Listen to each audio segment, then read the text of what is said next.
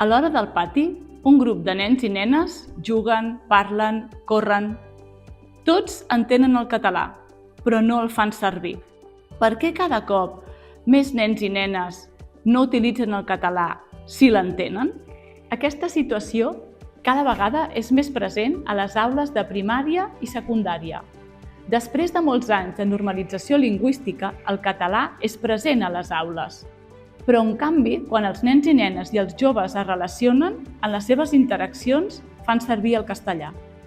El català oral a la formació inicial i a les aules de primària i secundària parteix d'aquesta realitat compartida.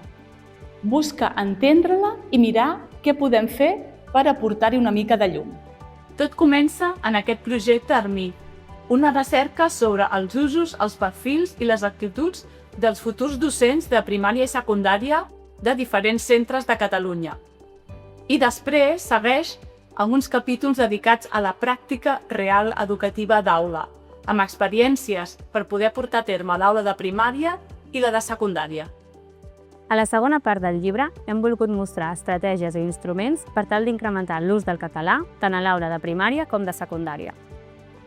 És essencial que puguem promoure aquests instruments a les nostres programacions curriculars per tal de fomentar la motivació, el coneixement i l'ús del català a l'aula.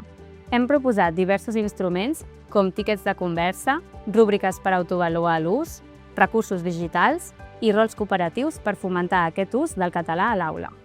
El llibre acaba amb un capítol sobre la importància de redactar enunciats clars i precisos en català per poder comprendre els missatges escrits.